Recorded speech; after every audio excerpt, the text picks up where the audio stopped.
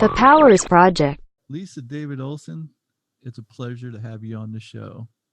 Thanks for the invite, Kurt. It's my pleasure. Do you go by Lisa, David, or Miss Olson if I'm nasty? Just Lisa. I stole my husband's middle name because when I put my book out, if it was Lisa Olson, I live in the Midwest. Can you imagine? Who'd find me? Right. Yeah, well, that's a good tactic to get found. So you wrote a book. Now, for everyone out there who doesn't know, you're a comedian. Mm-hmm. You in fact you did a improv troupe, didn't you? Yes, I ran and owned and produced a sketch comedy troupe. And so think back to Carol Burnett's show where they had sketch comedy and some improv was involved. And we incorporated improvisation within our sketch comedy shows as well as song parodies. Usually we would have some big musical ending, like maybe it's about the potholes or the new mayor who was really young, anything that it celebrated at the town we lived in. So you did this for 2 decades. Now it's one thing just to even do something like that for 2 decades, but I know this is going to sound misogynistic, but it's not, because I'm saying, the fact that you're a woman and you ran this thing, how did you get to lead this thing? And did you have issues being a woman with people following you or doing what you wanted to get done, or are comedians more enlightened than most people and you didn't have any issues? Or there's always issues when you get a group of people together. We all have our own ideas, but the group that I got that stayed as the core group was really my family, because I did come from a traumatic background. I'm easily will share that story. And that's how I found humor, because that was my escape. Once I got this crew together, certain core members just stayed. We were so just cohesive. Like we would finish each other's sentences, or if somebody saw that look in my eye, like, oh, I forgot my character's name, something like that. We just knew each other. Think about if you have a partner or a best friend and they pick you up if you're kind of befuddled. That's what we had. So it wasn't tough in that sense, but the producing part on top of writing, performing, getting the gigs, finding, so we had this great session of 3 weekends every fall, which was 9 shows. And in between, we would do improvisation for corporate gigs. So it was like, go chase the check, make sure they pay, make sure everybody's there early, make sure this, that. And because I'm a mom of 5 shared boys and I work with police during the day, that part I can do. But after a while, I was done. I'll say, how do you, so here's the thing. All right. So you had this improv troupe for 2 decades. You're an author, you're a speaker, you're a creative coach, you're a podcaster, you're a mother, you're a wife, how do you find time in your day? Honestly, like, where do you find the energy to like, I went down the list of things that you did. I'm getting tired about it. I also have a couple of cleaning jobs. I just had one this morning. I think I'll sleep when I'm dead is one thing, but some people suffer from anxiety, but I embrace it.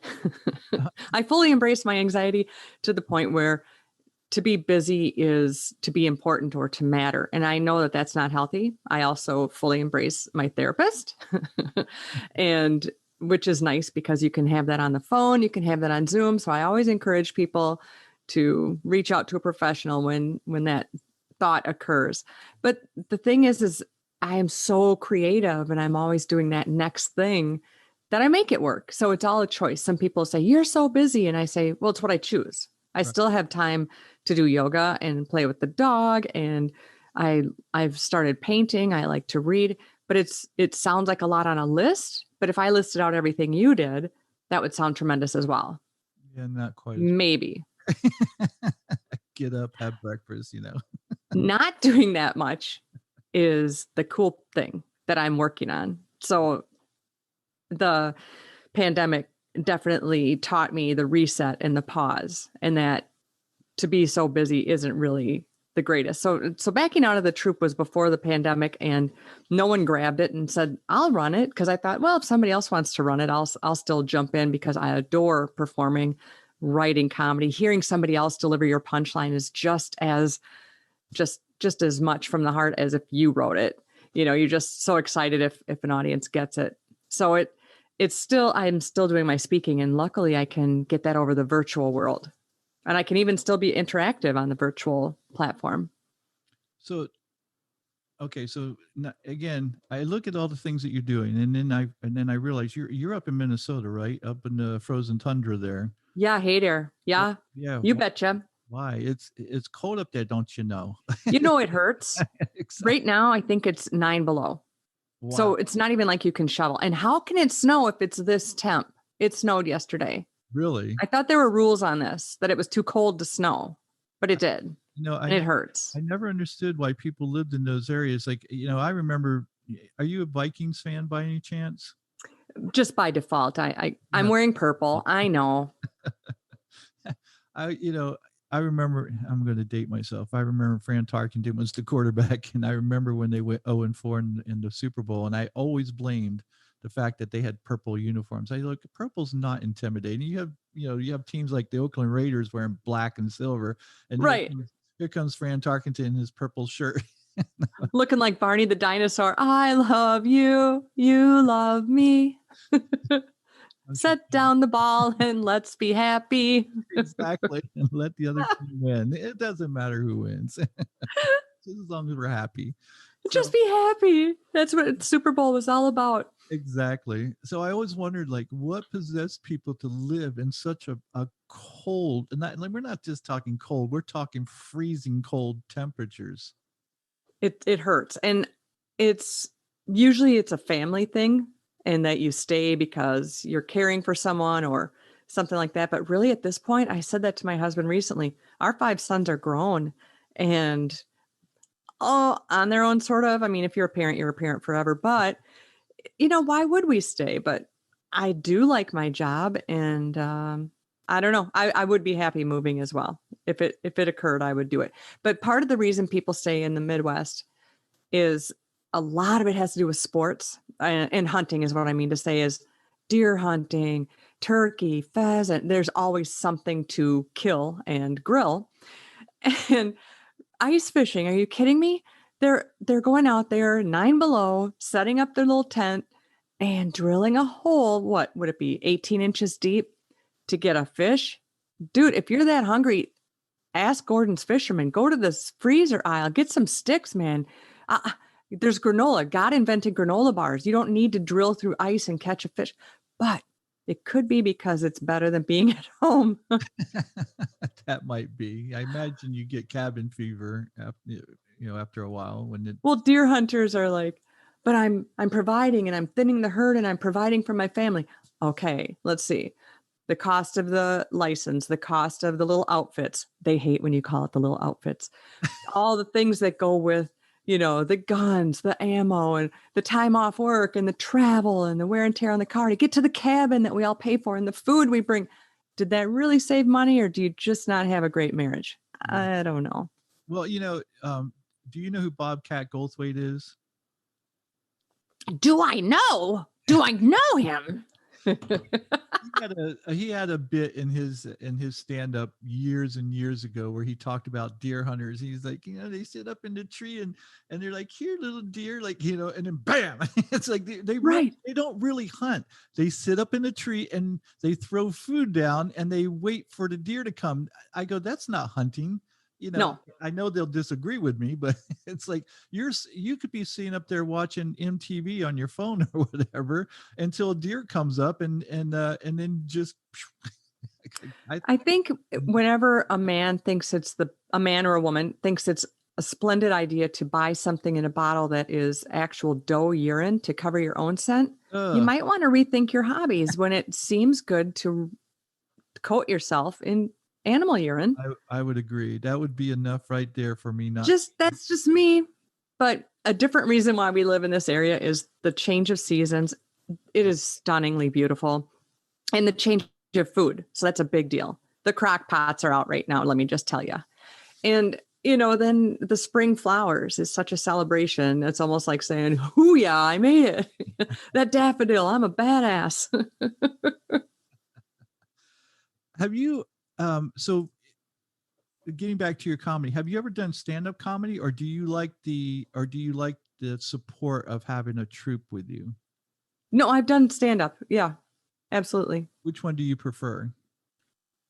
I prefer the troupe because of the interaction, and that's my family of choice. And I really love that. And again, it's just the familiarity of the trust and going forward together and just having so many great things we can all pull from as a troupe. But I have a Facebook group that's called Counterclockwise, and I started that last fall just to share memes and be silly. So I've got that community growing. I've got 2,600 people that joined already. So come on in. And I was calling it the Cyber Clubhouse of Fun until that Clubhouse thing started. So now I have to change that. But, and so I like doing stand up because I used to do radio. And so with radio, you don't have that immediate interaction or reaction of, oh, that was a good joke because they laughed. Right. So that can be harder, but I did it and I loved it. And stand up, it just depends on the gig and the room. I can't see traveling to do that. I think that would be a lonely and unhealthy lifestyle because I know many, many comics who are lonely and unhealthy. And they do. It's not that much money. Yeah. You might make $100 at the bar. And I think they're all chasing that one big, break that they're looking for. And, and you're right. There's a lot of comedians out there. And I think YouTube has helped with some of them. There's a guy named Steve Hofstetter that he's been at least famous on YouTube. He's known for just demolishing hecklers. Like people go to his show to heckle him, so he'll demolish them. That's the whole game. Which is like Joe Rogan, but being a comic like that and setting that up it's almost like by your fifth time doing that, you're using the same lines and you're getting an audience that's almost angry. Right. So that wouldn't be my gig. I'm glad that works for them, but it's the same as when we were performing in one of our shows and someone's phone went off. And you always ask them, keep your phones off and do these great things. And so my husband he's in the troupe, and he took their phone and had a whole conversation, and the audience was laughing, and the person on the other end was just stunned because they could hear all this happening.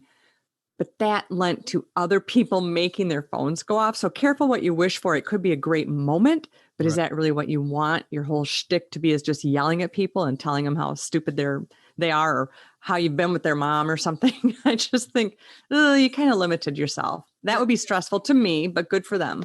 He's a funny comedian and he does a good job with the hecklers. Like he's not, usually he ends up, the ones that he does the best with are ones who end up being racist or misogynistic or, those type of people who. Yeah, that's just not my shtick. It's not what I would want to go to pay money and sit in an audience hearing all those kinds of things. Cause that to me isn't funny.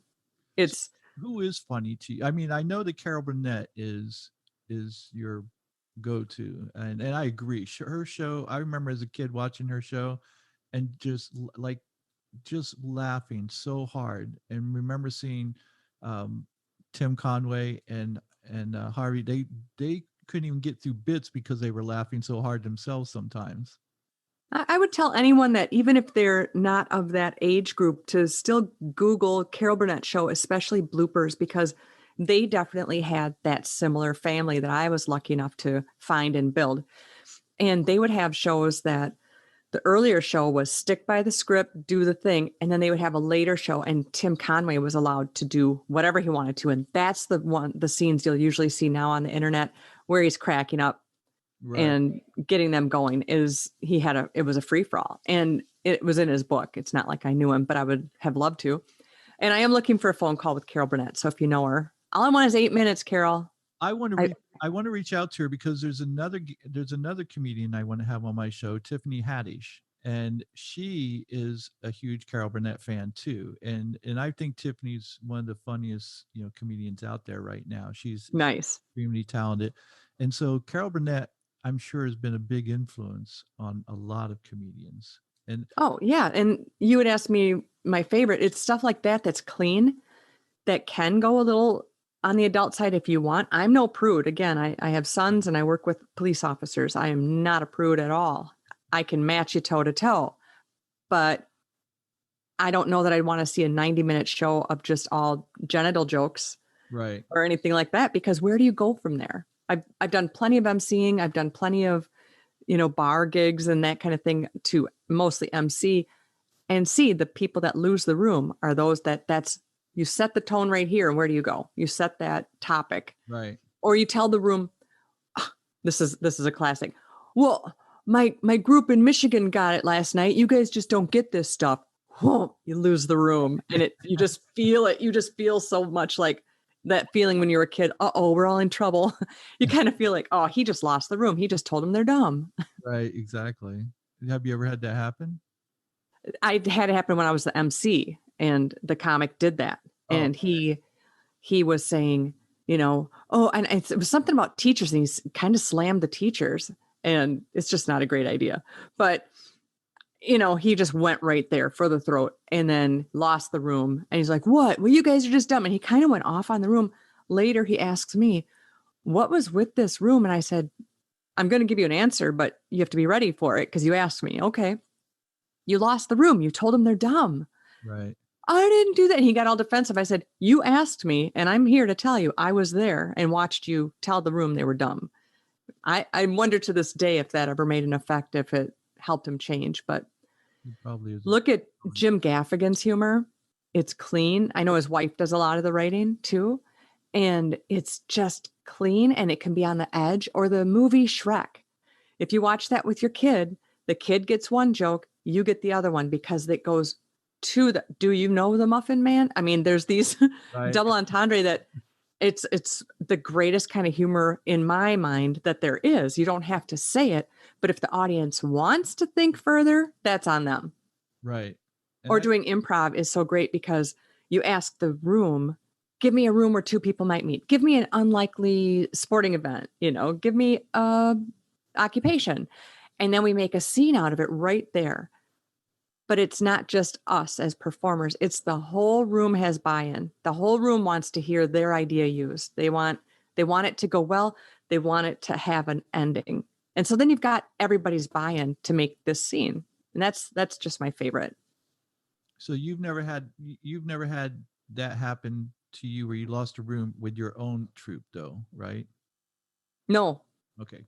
And I'm not being cocky. I don't think we've lost a whole room before, because everything we did was live sketches, but it was rehearsed.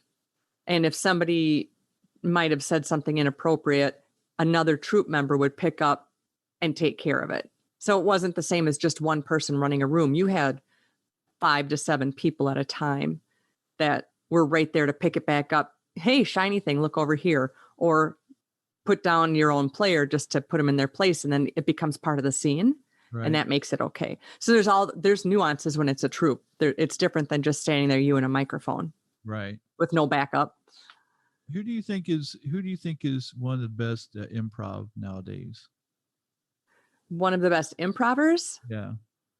Well, I've always been a fan of Whose Line. So like Greg Pruitt and all the guys from Whose Line, they even came to our town. Right next to us is La Crosse, Wisconsin, and they were there a few years ago. I would say those guys are talented. Although I know the show is quite edited, I think it would be really cool to see a live show. Right. And there's guys that do the Impractical Joker show. Have you seen that one? No, I haven't. Ooh, write that down. You'd love it. What's it called? At the end, if they don't win whatever, so you and I would go against each other with, all 4 of us are going against each other. And like, I need to get the most people to participate in whatever gag that we're doing. Whoever doesn't win the challenge has to do what the other 3 decide. And oftentimes it's a PowerPoint. So pretend you lost and you're standing in a room. They get a bunch of people to participate by coming and watching you speak. And you don't know what's going to be on the PowerPoint. You have to speak to it as if you're the expert. And it could be on woman's reproductive system or something. And you have to talk like you know it. And that show, to me, there's a whole lot of improv in that. I love that. What's the name of the show again?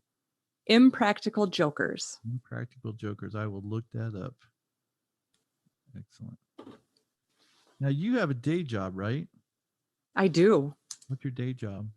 I am in records and dispatch at a police department. And what made you, a comedian, decide to go work for a police department? I have to work full time. You know, some people are like, well, why don't you do the speaking full time? And it's a good thing I had my full time job. Quite honestly, my husband lost his entertainment business due to the pandemic. And so, yeah, I'm really glad I have my full time job. But I was working at a hospital as an administrative assistant. And then when this husband and I, my third and final, got married and I hopped over the bridge to Minnesota. Oh, you're writing that down? That's weird. I was Okay. thinking, third, you're a slow learner. It's like glutton for punishment, one of the two. Actually, I wear them out. And you know this because you know how much I do and how energetic I am. That's probably it. I was wondering, it's like, well, maybe the first two didn't get her jokes. I don't know. Still friends with them. I'm very easy to divorce. So, but you just took yourself out of running for number 4 because of that. So anyway, when I moved over to Minnesota, that's when I was looking for work that was closer to this house. And I was very lucky to get into the police department because coming from childhood of trauma and physical abuse from our alcoholic mother, working in this field in my capacity is very rewarding on most days. And I'm very helpful on the phones. I let people be heard. That's the main thing in life. We want to be heard. And with the pandemic, we're all crunchy crabby right now.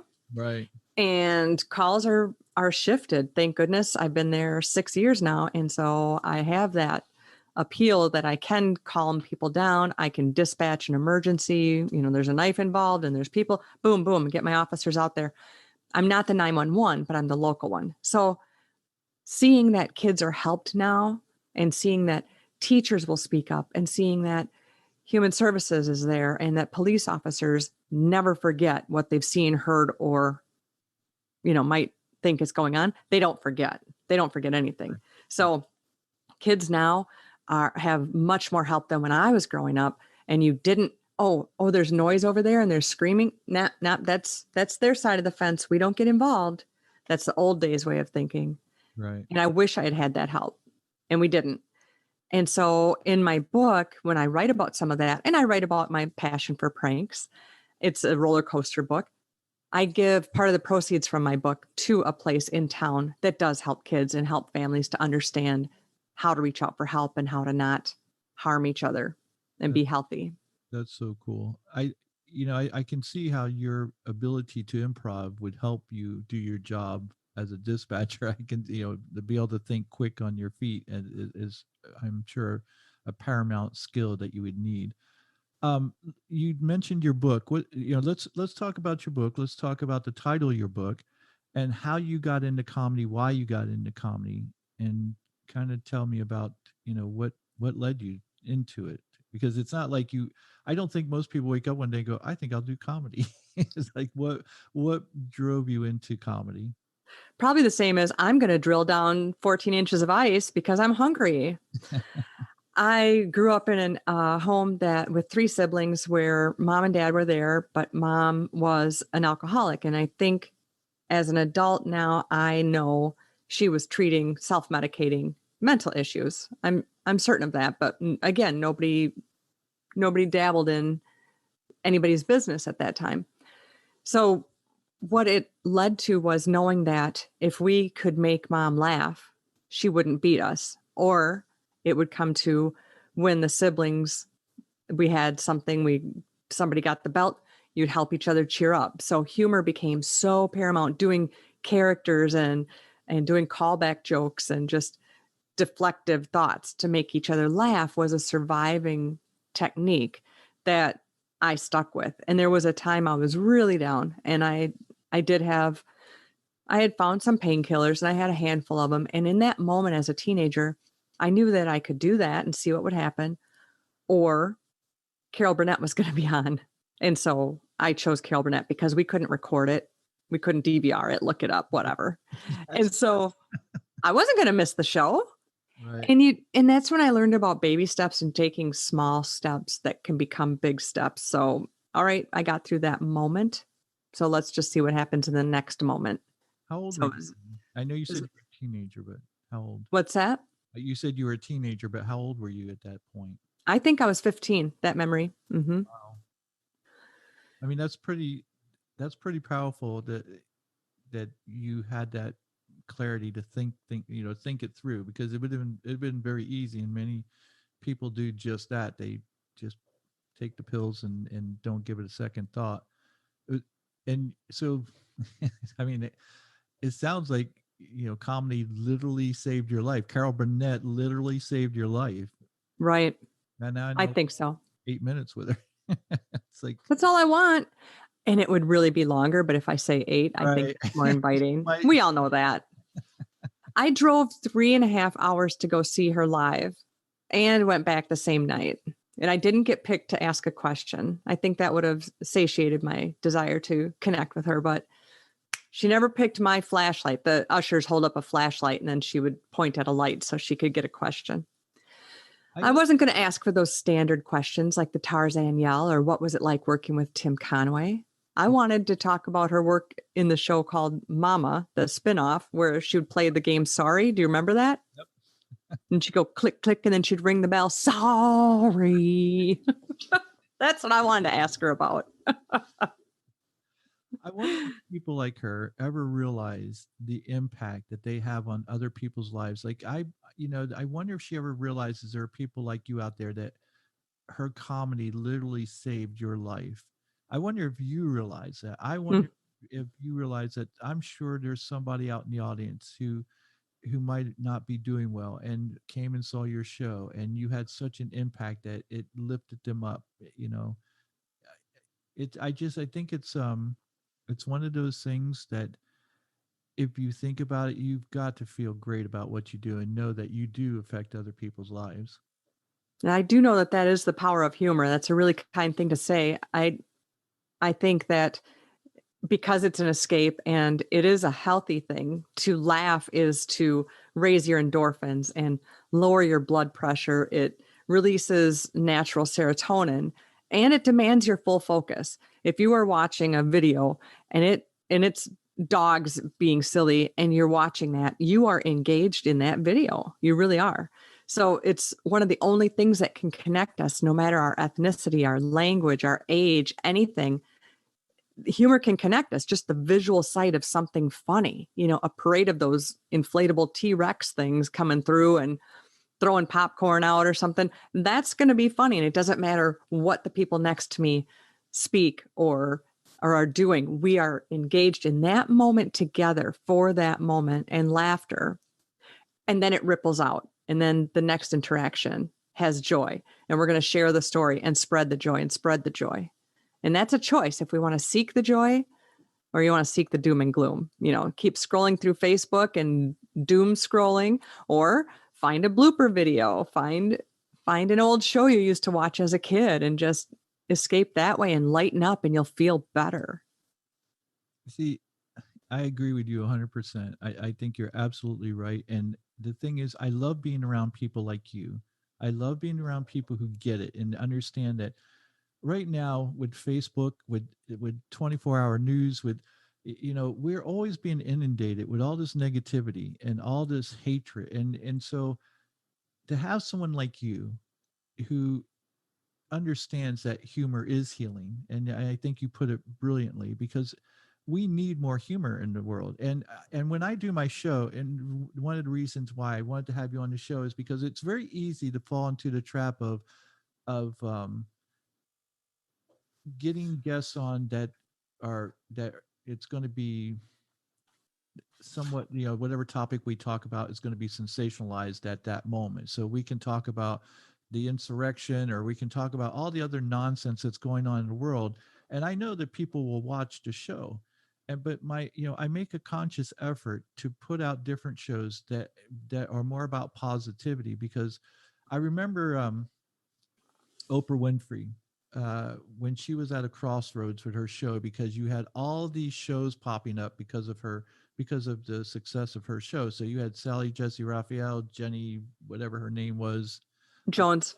Jenny Jones, and Geraldo Rivera. I mean, just a slew of them. And of course, the king of all negativity was what's his name from Ohio. Why am I having a brain fart?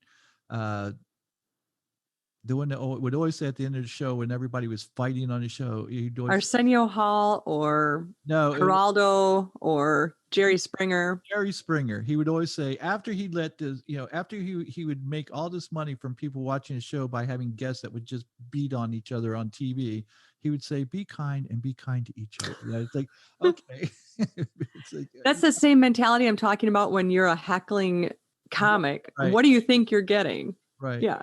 I've only seen the Jerry Springer show maybe twice in my life, and I don't even think they were full episodes because I remember feeling like my brain cells are dying. I could feel them dying. I was like, I got to turn this off. It was horrible. And I was like, this is not the direction that we should be taking. No, and they bring out the test results about the baby. It's not your baby. What are you talking about? I'm the mother. Exactly. No, you're not. Not according to this. Yeah, well, it hurt. I remember being there. So I love being around people like you who understand it and put out, positivity in the world. In fact, I know that you do your podcast, and I was thinking you really should think about, if you haven't, you should really think about having a YouTube channel and videoing so that people can see you, because it just adds even more to that connection that you can have with people. And I think, being a positive influence, you can't give enough of that. People can't get enough of that from you. So, Well, thank you. That means a lot. well, my pleasure. In fact, I'll tell people to go watch you and listen to it, because I really think we do. We need more of this, and I don't want to pretend, here's the thing. My show, and I've said this a million times, my show is about getting people to think outside the box. And in order to do that, you have to be able to be willing to look at all different perspectives, not just your own. Mm-hmm. The more perspectives we have, the more truth we can find. And we can't, that just benefits us to take that approach.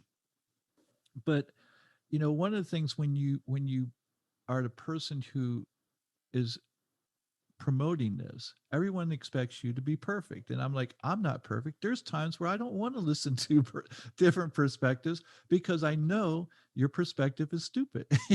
And you can sit there and tell me whatever you want, but I've already looked at this enough times to know, yeah, what you're talking about is nonsense. And so but they expect you to go back and look at it because they told you to look at it. It's like, I've already looked at it times.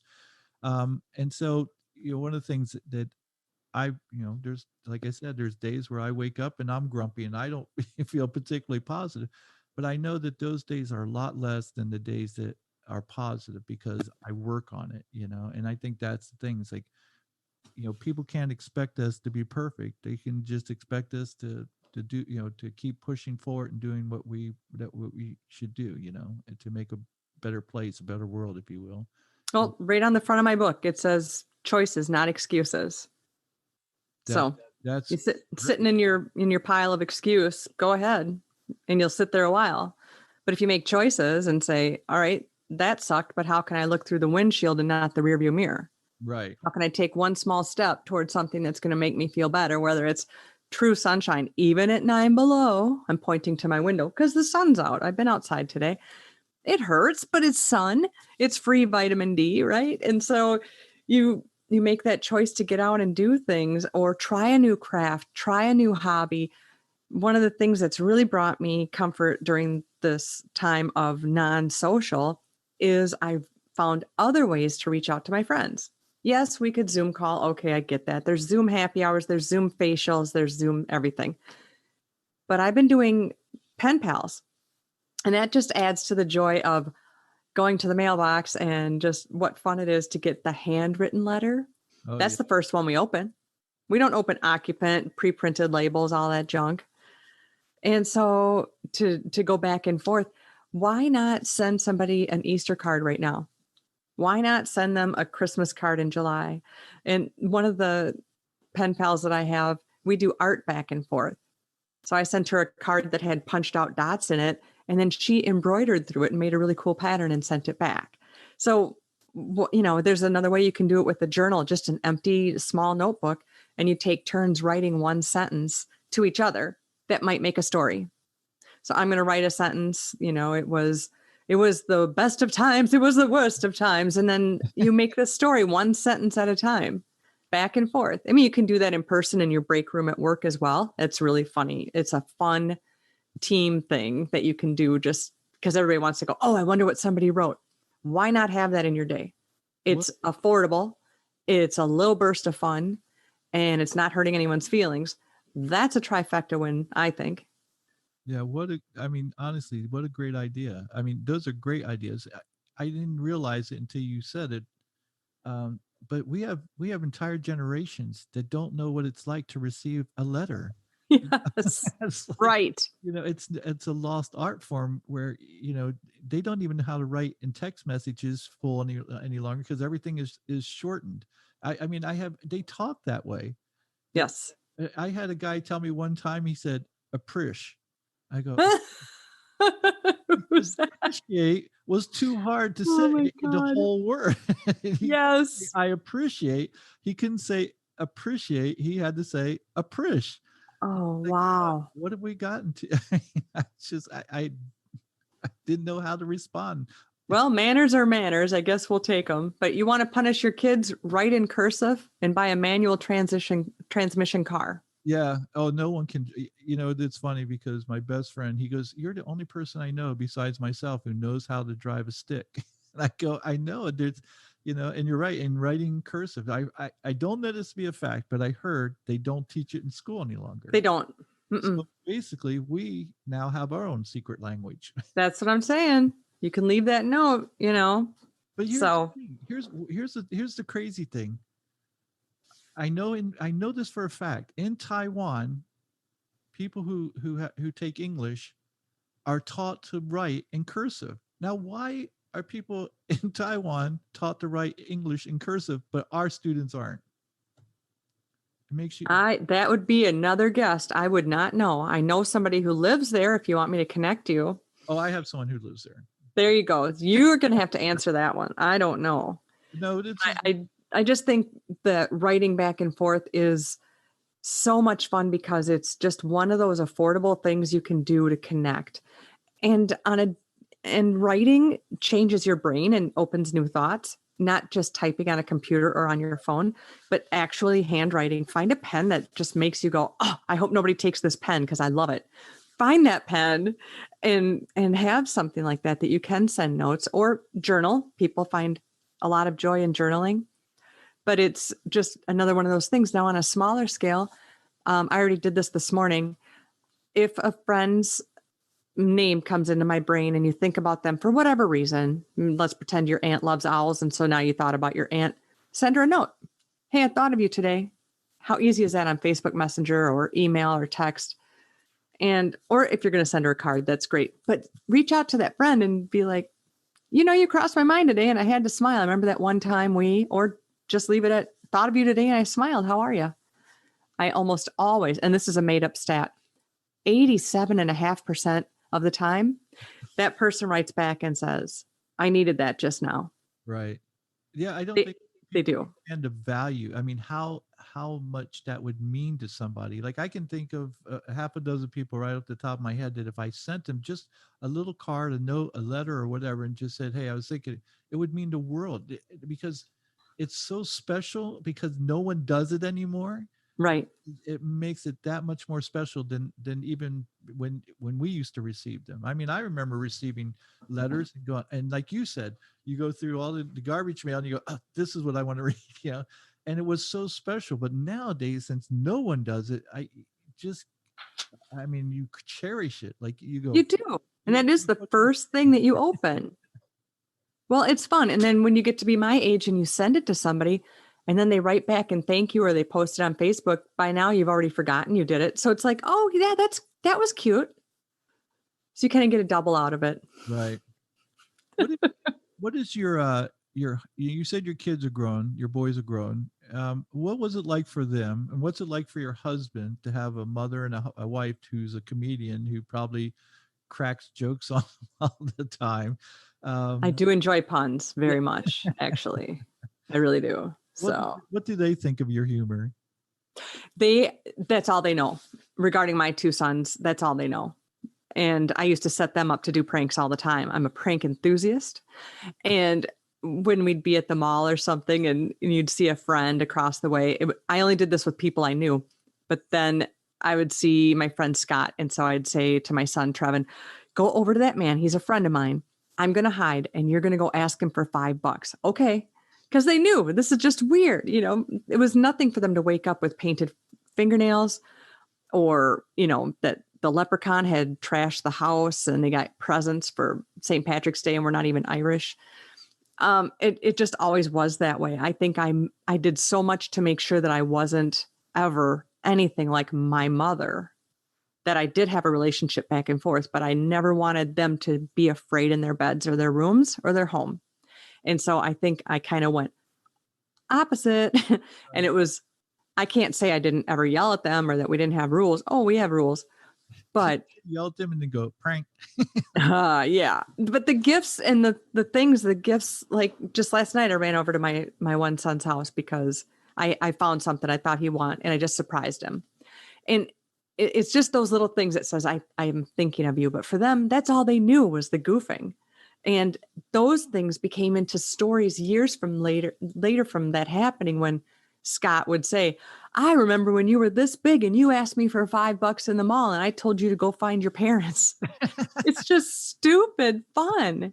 Doesn't hurt anyone, and I just adore pranks and I prank the cops. I fail at it, but I won't give up. My husband says, what if something happens? I'm like, that's a great story. And if that's my time, that's my time. She left doing something she loved. It involved bubble wrap and popping out from underneath the desk. Oh, well. I suck at pranks. I can remember 2 pranks I pulled, and neither one of them turned out. I mean, the one turned out okay, but I used to be an MP in the Army, a military police Ooh, officer. And thank you for your service. oh, thank you. People always say that, but to be honest, the time when I was in the service, I was sent everywhere to play sports. That's all I did was play sports, and so I feel bad when people say thank you for your service. I'm like, oh, if you only knew. It's like, You couldn't guarantee that you weren't going to no, be that's stuck somewhere else. So accept it. Let us feel good by thanking you because okay. we didn't do it. Okay, well, thank you. But I had one of my friends, and of course, we're all MPs in the same barracks. And so one of the things when you came on off the road, off your shift, is that you went to the Army and you turned your weapon in. And so for whatever reason, my friend didn't turn his weapon in that day. He went up to his room first. And so we had what was called these wall closets. They were huge closets, and so I told one of my other friends, I said, hey, lock me into his wall or his wall locker. So that way, when he opens it up, I can scare him. And so I did. And it What worked, could go wrong? except that he still had his weapon on. He could have shot me. I was like, but that was so unexpected because, he was supposed to turn it in first. I won't mention his name. So, but Wow. yeah, but so I was like, I suck at pranks. I don't. I should So what happened when he opened the door? I scared him, and thank goodness he didn't have his weapon on. Like he wasn't carrying it. He kind of set it in the holster on the bed, and I was like, thank God he didn't like shoot me or something, because I scared the heck out of him. So it was funny, but I sat there and It's thought, funny because I didn't get shot. That's how I find fun. Neat. I didn't get shot today. so do you find that because of the way you were with your boys, that are they that way with their kids? Are they that way with their wives, um, or They are definitely humorous, and we have the most goofy, inappropriate, on the edge of inappropriate, just the stupidest texts and goofiness back and forth. We have such a bond, the three of us, that you don't even have to add the just kidding or I'm just teasing. We don't add that because we are just on the constant there for each other. We're a pretty tight trio, and they definitely have that. They have funny friends and they have funny partners too. It's kind of mandatory.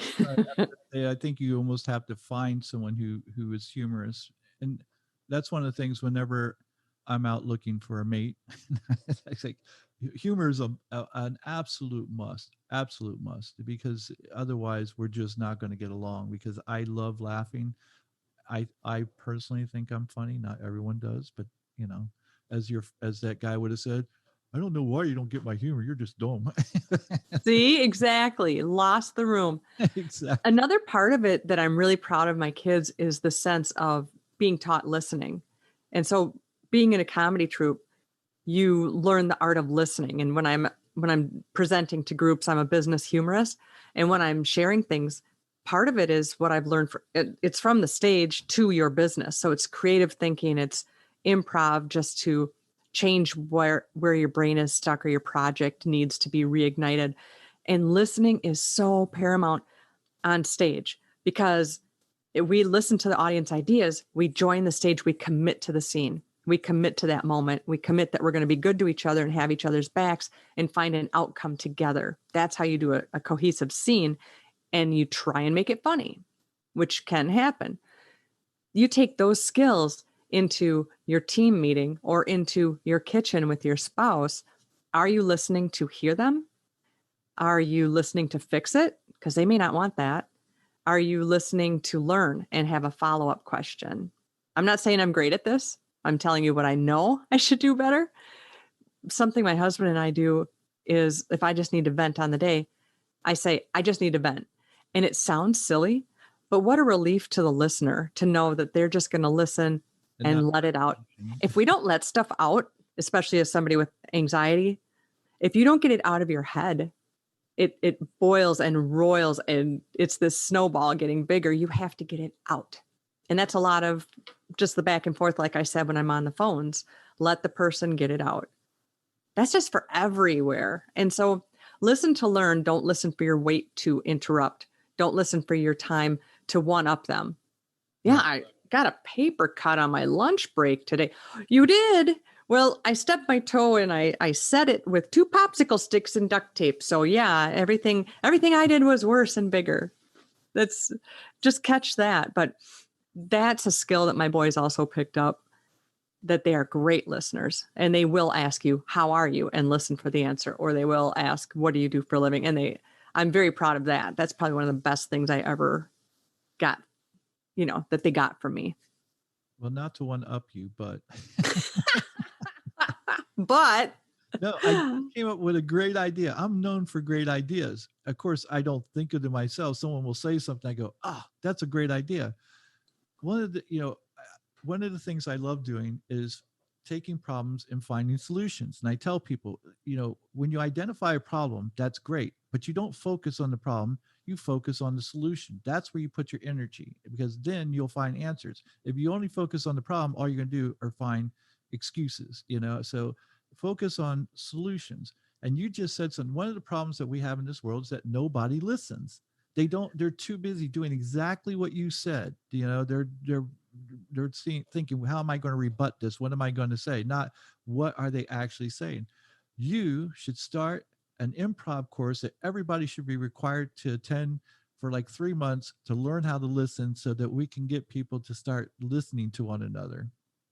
Well, that is what I do as a business humorist. And I also do workshops. That's just one section of the things I can do. And thank you for saying that that's important, because it's huge to what I do.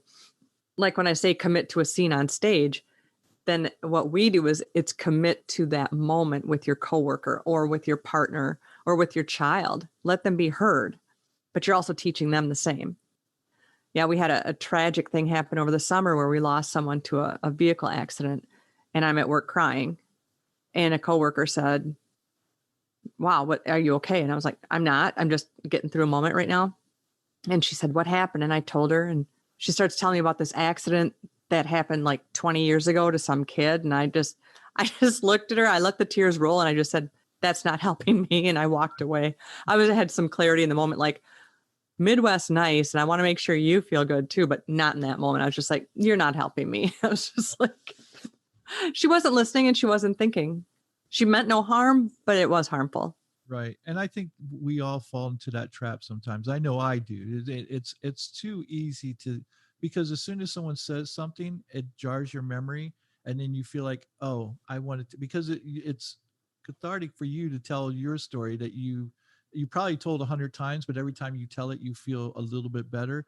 But you're Hmm. not taking into consideration the person that is that's in dire straits right now that needs you to listen to them. And I think we've all fallen into that trap, or like you said, one upping each other. It's just an easy thing to fall into. Oh, yes. And it's not that I'm perfect at it at all. When I share things, it's because I'm constantly working on these things. And Right. if I feel like I've heard my voice longer than I've heard theirs, I definitely ask them some things. It's pretty easy to do icebreakers in big rooms, but what do you do when I mean, for me, because I've done it a while, I don't mean to brag. I'm just saying that's one of the things we can do.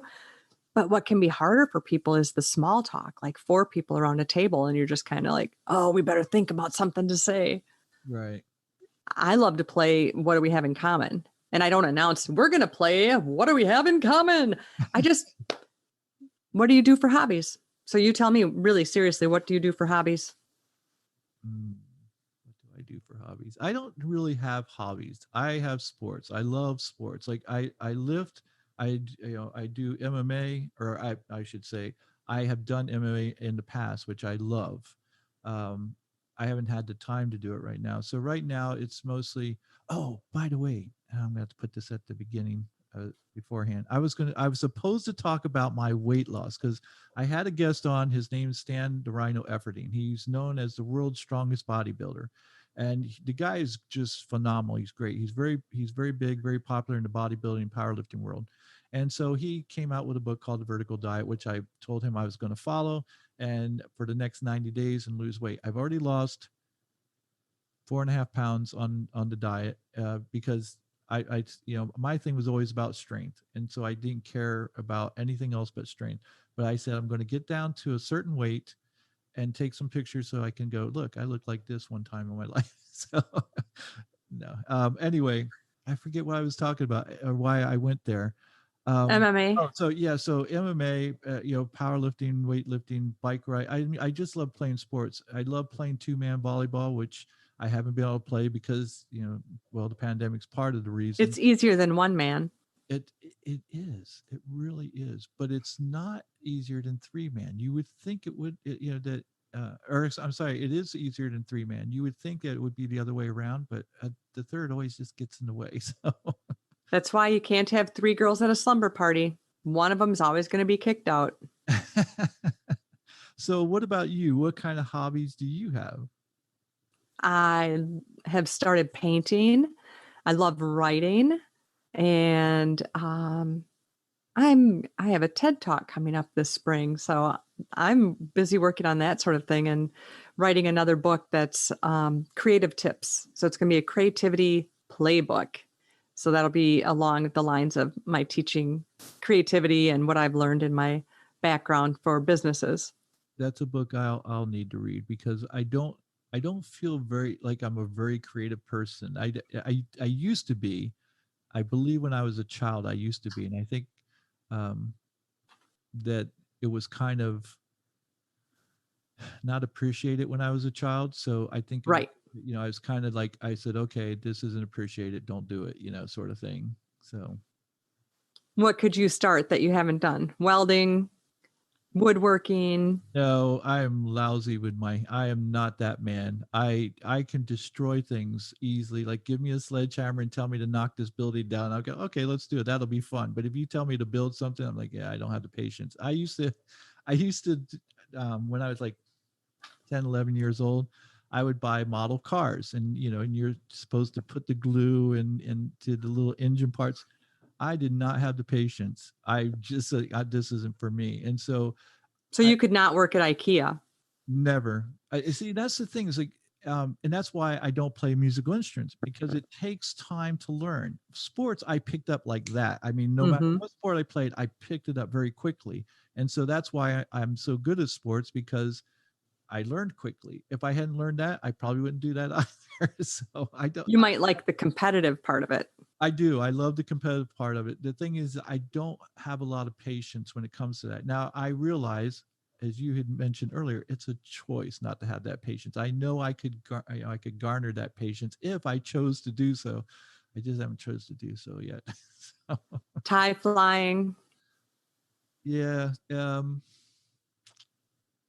I think this is a shout out to the listeners then of what hobby we all think Kurt should take up. And I think it could be turning the dolls that you find at the secondhand stores and the flea markets, turning them into scary works of art, and then getting his Etsy shop going. I have a friend I think that would work for very well. I think that's a great idea for him. He loves horror, and I think that was really a good idea. Not necessarily for me, but for him, I think it would be great. I'm writing a book, and that's why I want to talk to you later on about this book, because I finally, I've started a book 3 times, and the other 2 times I would get about a quarter of the way through and go, I don't want to write this book. This book I've gotten further than any of the others because it really is not just what I know, it's what I want to talk about. And I think that was the issue I had with the other books. And that's why I admire the fact that you wrote a book, and I admire anyone who can actually complete a book, because I have yet to do that. But this book I've gotten further than any of the others, and I still am in love with writing it because I know that it's what I really want to talk about and not what people would expect me to talk about. So That's one of the biggest things that there is about writing a book, is what you just stated. When you can finally stop thinking about the reader and think about your story that you want to put out there, or your information that you crave to share. When you are dust and you are done on this spinning rock, what is that pile of words going to represent for you? Did you give it because you have it from your heart? Or did you think, oh, my dad will be proud of me? Because, spoiler, my dad was not proud of me. right.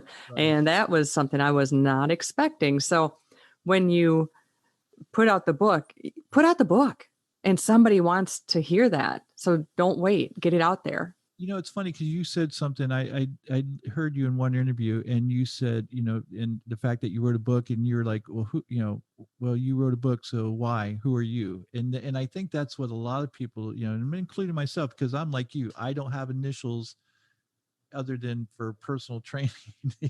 I don't have initials, and those are just silly.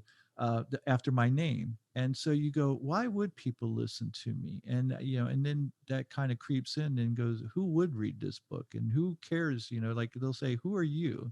So how did you get past that? Not one person has said to me, I read your book and I really wish you had a degree. Right. So I've had people say, I read your book and you were brave to put that out there, which I never expected to hear that. And that felt very, very nice. I read your book and I laughed. I read your book and parts of it I cried. I read your book and I want to tell you my story. So it's really about connecting as humans, and the sharing of stories is huge. And obviously anywhere you go, if you're in a room and it's old friends getting together, you're going to reminisce about old stories. You're not going to talk about TV shows. The first thing that when you get into a room, you're not going to talk about things that don't bind you together as humans. You're going to share the things that you're working on, and you're sharing stories all the time. So why not put that in book form, and especially what you want people to know, and be brave. And for myself, I didn't want to hurt my siblings because I'm not in touch with all of them. And so I said, if they have a story to share, I invite them to write their own book. Here's my version. This is what I lived, and this is what I can recall. And that's the way I wrote my book. And once I got that part in there, that was just, I'm doing this. And I got the right editor that we checked in every week. Give me 10 pages a week. Okay. Accountability. Somebody who's vested in it. And guess what? I paid her every week, and that worked for me.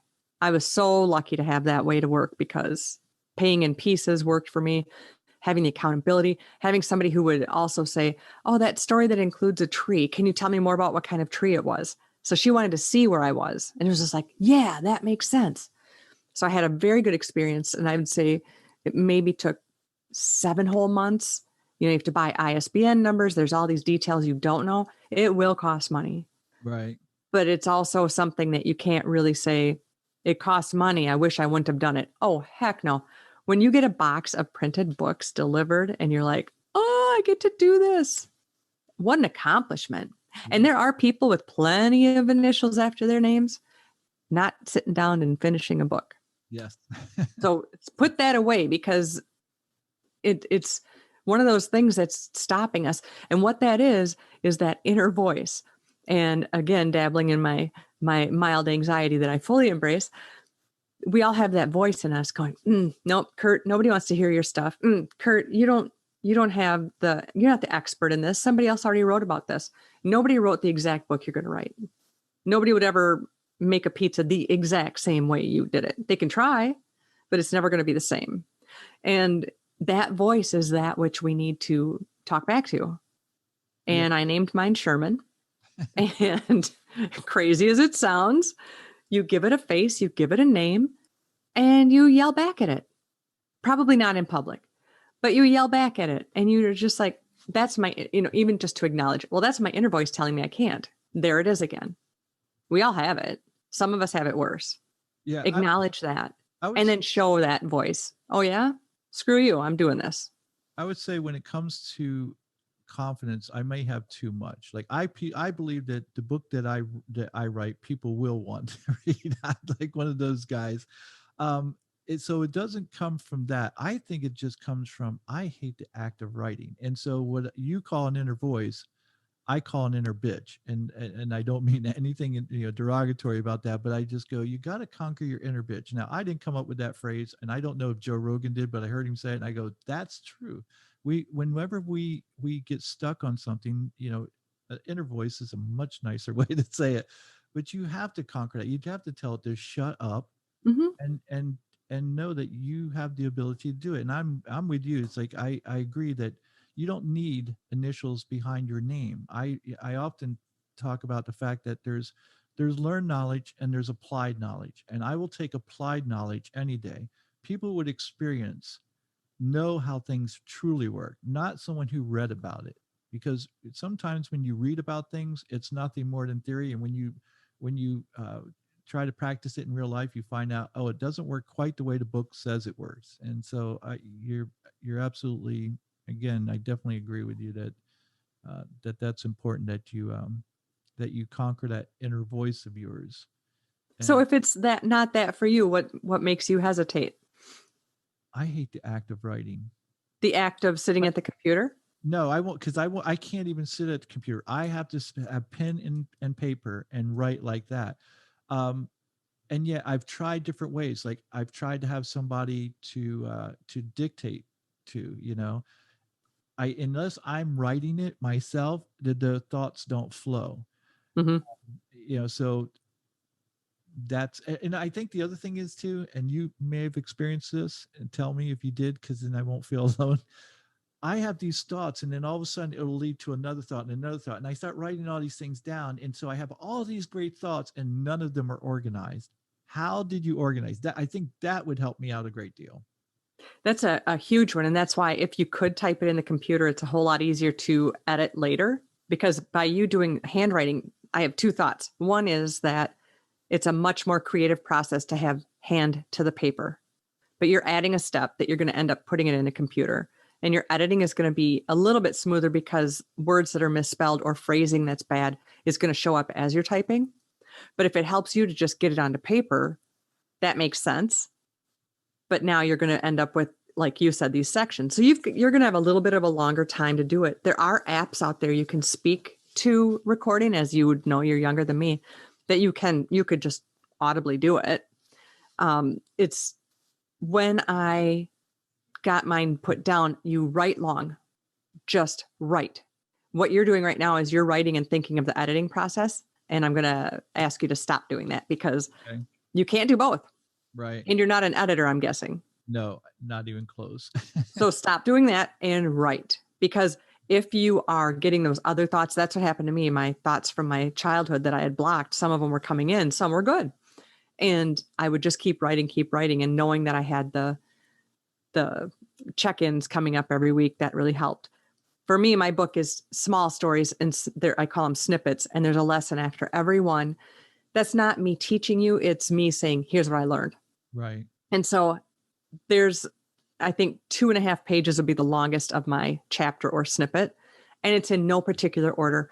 Once I had that aha of not writing chronologically, it was grace and permission to just write. And that was huge because of my traumatic childhood, I have so many blocks and walls up that I would push things away because it's a survival mode. So then I couldn't remember everything in order. And I was like, how do people remember their fourth grade teacher's name? And many people do.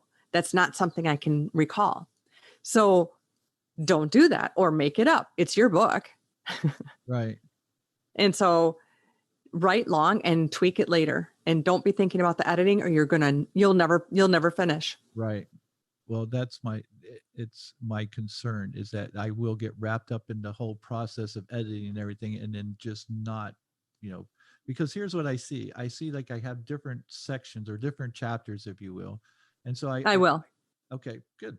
So I'll go and I'm going to have to cut these pages out and like put this section here and this and like have different sections because I know there's times where I'll repeat myself because I have a thought and I go, well, write it down just in case you didn't write it down the first time.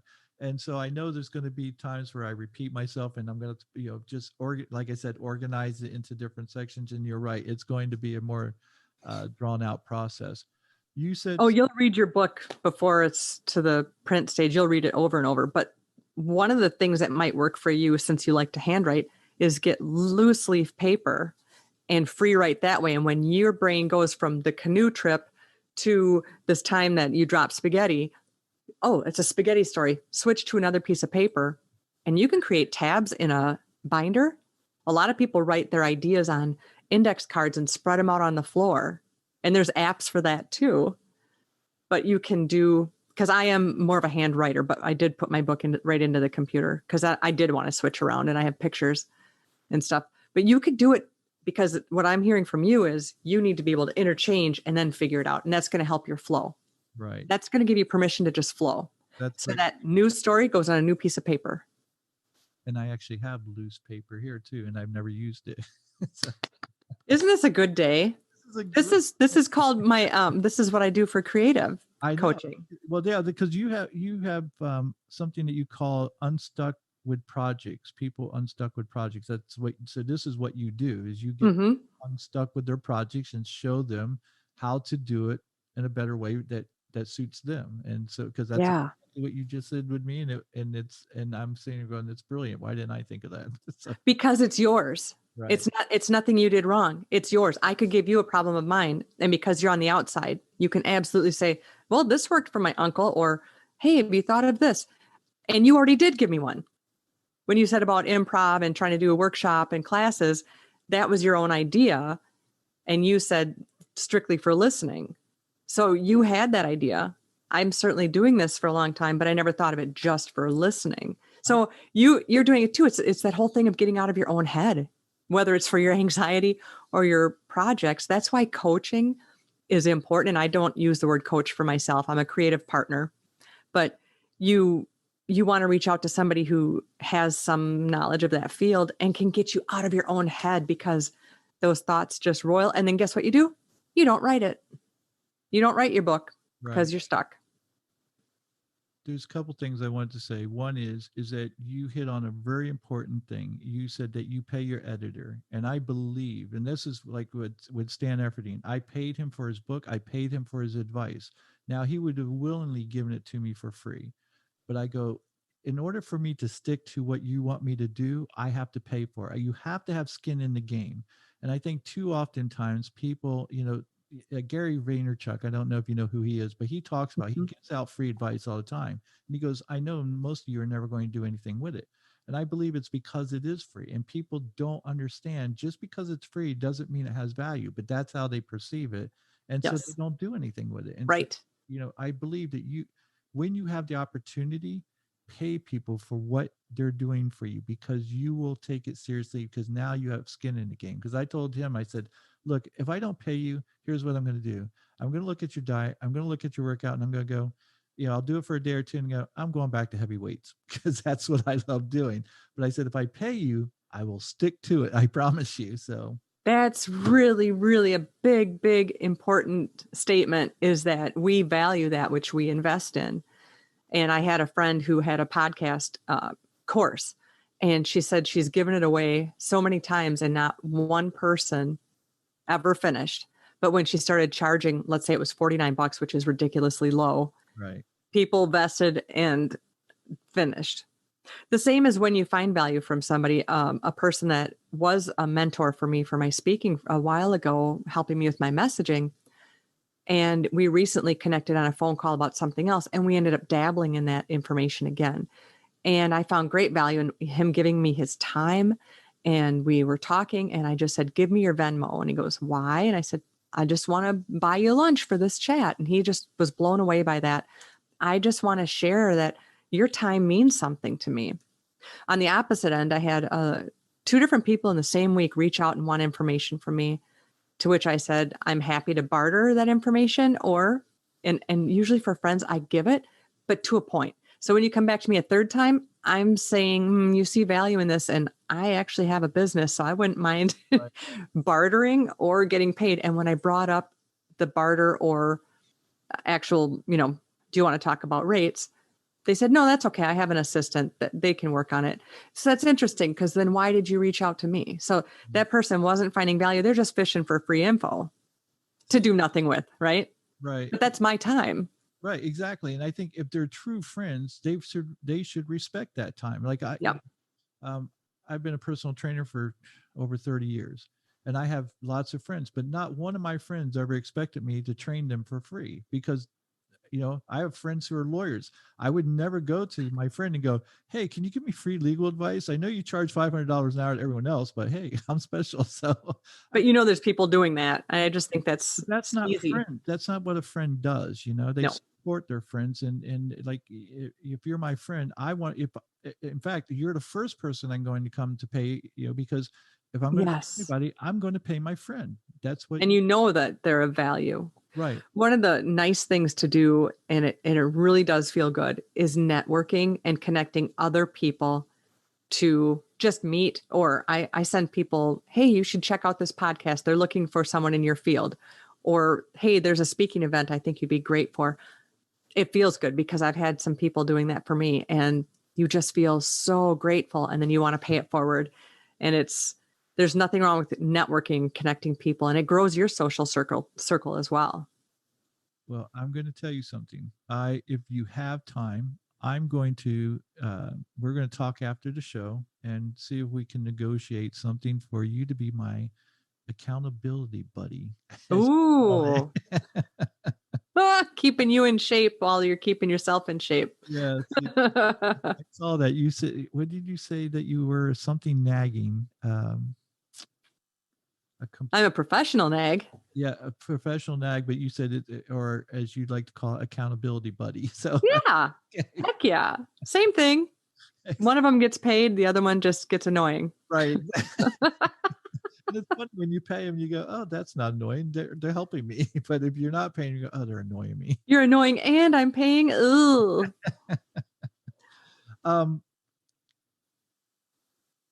I have to, let's see here, where I have a question for you.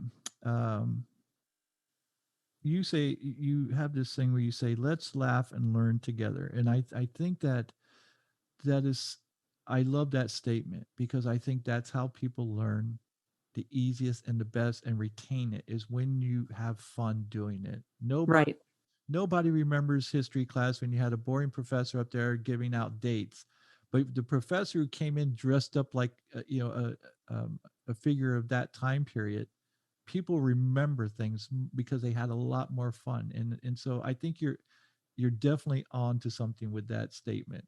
Oh, thank you. I think because humor is a connector, and you're right. Now we're paying attention. Like I said, with a humor moment, you're paying full attention. And so maybe that's stuck.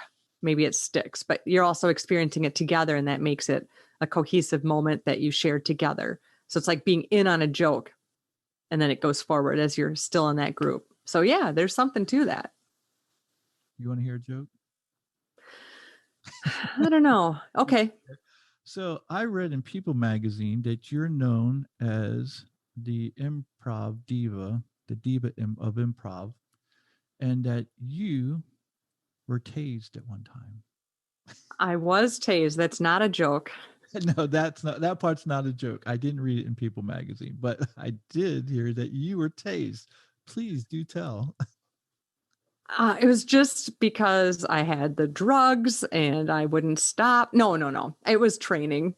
When Oh, people, if you say to somebody, I've been tased, you sound like a meth head, but no, I'm clean. I thought Yeah, maybe you were having a Karen moment or something. yes. No, it was training at work. I was with the police department. I was on the reserves unit for a while. So I thought, well, 5 seconds, I can handle that. Because if you're going to carry a taser, you have to know what it is you're doing so that if you end up in court, well, why did you tase Kurt? Do you know the importance and the feeling of what that's like to be tased? Well, no, but I just thought I'd use it. No, you need to be trained to handle such a weapon. So you go through the training if you want to carry a taser. And I did. And it was 5 seconds that I was like, I've given birth twice naturally. I'm the oldest one in this group. I got this. One of the young guys said, I'll go. I'll go first. I was like, nope, I'm not going to go behind all the young guys. I went first. So you either seize and don't speak, or you seize and scream one note for 5 seconds, which I did. Or one guy just kind of did the Joe Cocker, kind of some sort of, but you feel it for the whole day. My calves were so sore as if I had hiked. And no, the 5 seconds hurt. Like if I could have spoken, I would have said stop.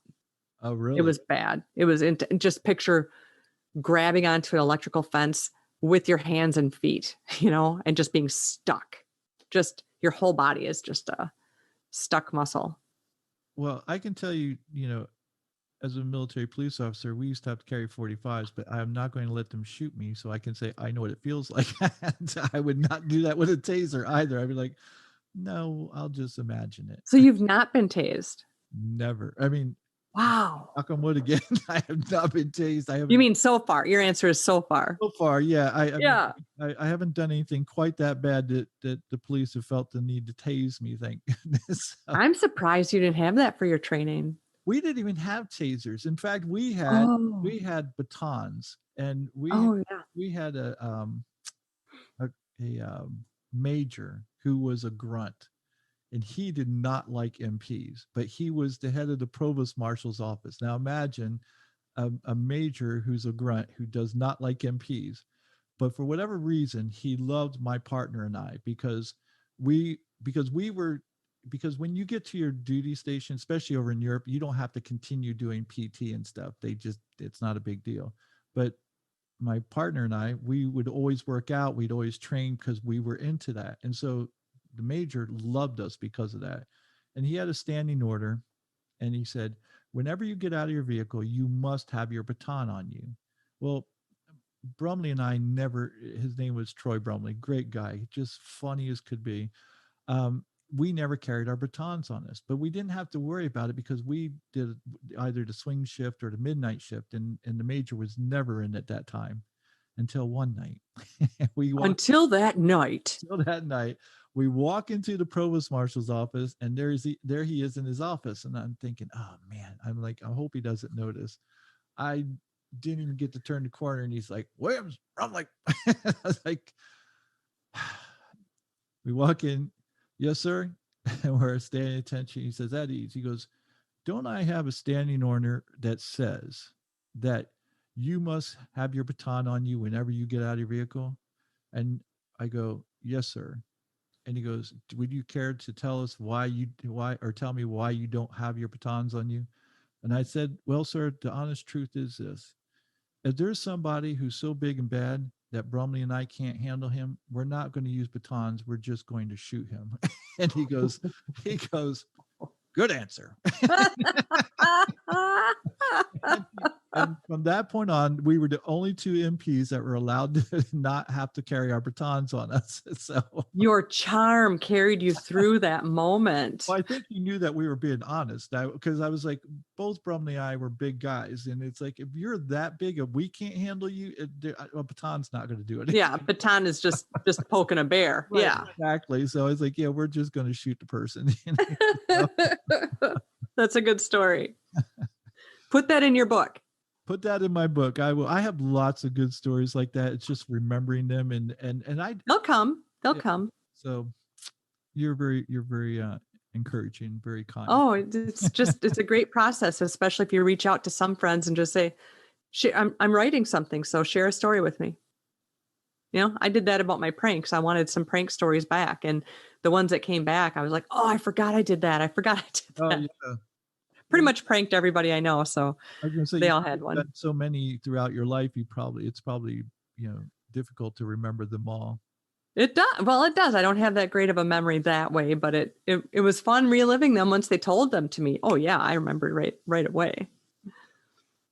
I think your memory is probably better than mine because I've had people tell me, remember when we went on this camping trip? And I'm like, are you sure that was me? And everybody, I don't have any recollection of that. And this is when I'm younger. So it's not like, I'm older and all of a sudden I'm having issues with my memory. I've had it since I was a teenager. So Right. And that's okay. Once you forgive yourself of it and just say, nope, I don't have it. But I spent many years trying to act like I didn't have a memory issue. And it's just like how exhausting those years were. I think that for people who live in the moment, we tend to not remember everything because we're too busy enjoying. Like, someone might go, a year from now, hey, remember that conversation that you had with Lisa? And I'll go, vaguely, but I'll be living in that moment. Like I'm living in the moment with you, Sure. now, enjoying this. I mean, just having a great time with you. I would love if you and your husband ever decide to come down to Florida and Orlando to have you come into the studio. And Oh, that'd be fun. yeah, I'm still trying to get Carrot Top because he lives in there, and I've just got to find the connection because he lives here in Orlando. Get you and Carrot Top in here, and the three of us could have a good time if you like Carrot Top. Is it a big enough studio to have room for his eyebrows? Oh yeah. Well, he went on that little workout spree of gaining all that muscle, several years ago. So Is he still then? Is he still buff? that's what I hear. I have not seen him, and my friend who's the lawyer, he met or saw him because they have, they go in the same circle, and so travel in the same circle, and so he's seen him a few times. I think he said that it looks like he still works out. I don't know if he's as buff as he was, now that he's older, but Yeah, he's staying in shape, so that's good for him. that's cool. Yeah, he has a show out in Vegas, and I guess it's getting ready to start back up now, since they're going to open Vegas back up. So for him, yeah, I know. Don't get me started. Yeah, exactly. Well, so you have all right. So you have your book, you have your journal, you have you're going to be doing your TED Talk that's going to be coming up. You have your coaching that you do. You have your podcast that you do, and you're going to maybe be my accountability buddy here soon. So, And I have a comedy album and my Facebook group called Counterclockwise. That's all just humor besides my own Facebook page. wow. So you can find me there. And I have a challenge to the listeners to go out and do something daring, be brave, and just try something, whether it's finishing your book or having time in the day that's set to the book, or whether it's putting on shoes and going to get the mail, or is it reaching out to somebody that you need to mend something with, or a pen pal, jump out of a plane. Is it little? Is it big? Is it somewhere in between? Do that one step. Think of that yes and mentality and do something that scares you every day. Dare yourself daily. Where can they find where you talk about this challenge? Is this it? That's out of my head. That's Oh. just what I say, because when I did that for myself, I dared myself. And I saw these girls downtown, young ladies, and they had ice cream, and one was a bright pink cone and the other one had the bright blue cone, and they were taking selfies against a brick wall. It was just adorable. You cannot be sad eating ice cream in the summertime or anytime, unless it's Lifetime Network and you have your period, but that's different. So I went up to them and I said, can I get a selfie with you? And as outgoing as I am, it made my heart patter. And when people say it made my heart pound, well, I would hope your heart was already pounding, but that's another time. It makes you sweat in the weird places when you dare yourself, and you should. So I asked these ladies, can I get a picture with you? Okay. They said, okay. So I raised up my camera and I had this thought. I said, let's not smile. No smiling. because we were just being silly. So when you're told not to laugh and you see a camera come up, even my dog knows when I'm taking a picture. So when you see the camera come up and be told not to smile, that's odd. So Yeah. what you do is you laugh your head off. And this is my first serious selfie with strangers. You look like you're pissed. Yep, it does turn out to look really kind of pissy. And then one of the moms, when my book came out, turns out I knew one of the moms. And so we all got together and had coffee. There's like 8 of us. And then we went to a resale shop and we were shopping and we were singing ABBA songs and told people at the store that we were in a musical and just were goofy. That came about because I took a chance. I took my face out of my hand computer and engaged in something. So you take a chance. You're out to eat. These people, I was not out to eat with them, but I asked them for a serious selfie. We are friends to this day. That's got to be 4 or 5 years ago now. Wow. And we are still friends. Not every single story ends in a friendship, but what a cool thing. Right. Just to dare yourself and just to try something that scares you a little bit. And again, it could be that you write a letter to somebody or you just go get the mail. You step outside the house, just do something, anything. And you might do more than one thing. That's such great advice. I mean, really, and it's such a great mindset to be in, to think about, doing things like that instead of always being wrapped up, being pissed off at the world because of all the negativity that you allow into your brain. There's right. I obviously am not the one who first said this. I don't know who it was, but I do often repeat it. It's like our diet isn't just what we put in our mouths, it's what we put in our brain, and it affects us, and it affects us physically as well as mentally. So Yeah.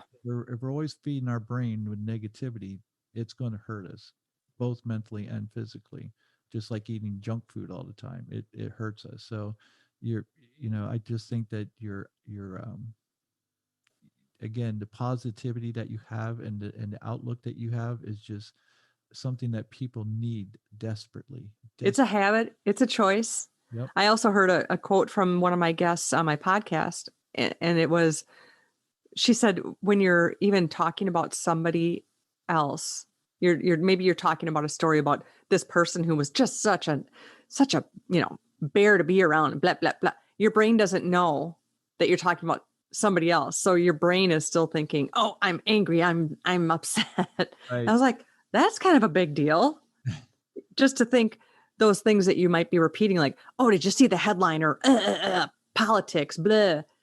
Well, your brain thinks you're really upset about something, not just repeating something. I mean, and you are kind of upset if it was politics, but when you talk about somebody else, you're still putting that on yourself. So that was a big one. I thought that was interesting too.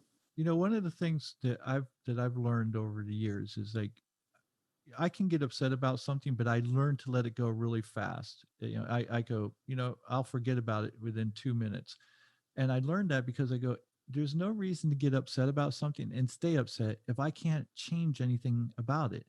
And I think that's what happens. People get upset about things that they can't possibly change, and they don't focus on the things that they can change. And it's really funny to watch people who want to change the world, but they don't want to change themselves, and they don't understand changing the world starts with yourself. It's like, yes, it's sort of like this meme I saw that everyone wants to change the world, but no one wants to change toilet paper roll, which is, which I go, that is the truth. I don't know why that is so hard for people to do, at least with people I live with. But that is a deflection to want to fix them. That person is putting off what they're supposed to be doing. But it's all about controlling the controllables. And it's a constant reminder. It doesn't mean you're ever going to have that figured out. But like you just said, working on it. Can you keep that sentence on your mirror in the bathroom or whatever? Control the controllables. In that moment that I can remember that, it serves me well.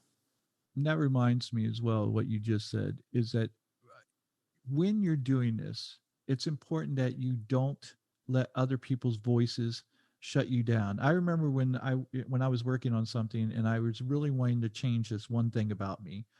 And the moment you might have a slip up, someone will go, see, you haven't changed. And it's like, it doesn't happen overnight. It doesn't mean I'm not working on it. It just, people are going to expect perfection out of you, and don't allow them to do that. Don't expect it from yourself, and don't let others expect it from you. Well said. That's really well said. Well, thank you. I have those once in a blue moon. So anyway, so you have your album out. Tell people where they can find your album, where they can find your book, where they can contact you, your website. I mean, I'll have all the links in below, so that they can connect to it directly. But just in case somebody's listening and go, oh, I want to go to it right now. Sure. Where can they find Laughs on Rye is WRY, an improviser's memoir, and that's available on Amazon. I also did an audio version. That was a lot. And of course, you wouldn't get the pictures of the serious selfies, but also join me on my Facebook page, Lisa David Olson, and you can see serious selfies with strangers, which is my hashtag, or my puns with my dog Munch. And I always hashtag Munch. She's my straight woman. And then I've got my creative journal called What Ifs and Why Nots. It's got creative prompts from my time doing all the performing. And then there's a lined page and a blank page. And anyways, that's through me because I wanted to print local, and it's spiral bound because I'm a control freak and I like my books to lie open.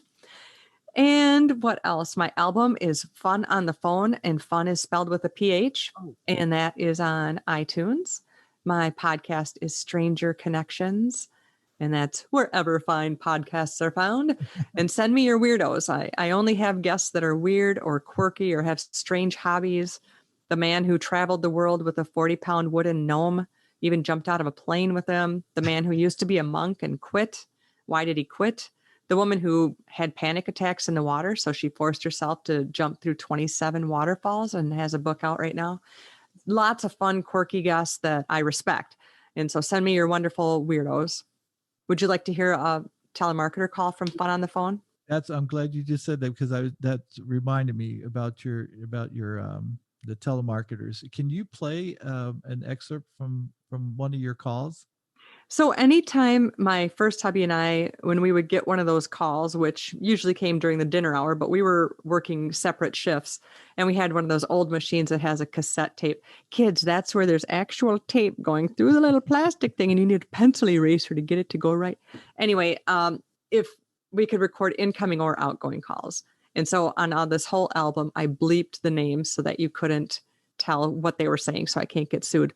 This particular call, I call MIA and the NRA. And I think you would like that because you've talked about guns. And this man called, and what my goal is to not let him get to his topic. And that's what we did for all these 21 phone calls that are on this album. And the funny thing about this call to me is he was definitely in a call center, like in a cubby. And whatever I said to him, he repeated to the guy next to him. Hello? Hello? Starting calling on behalf of NRA. Is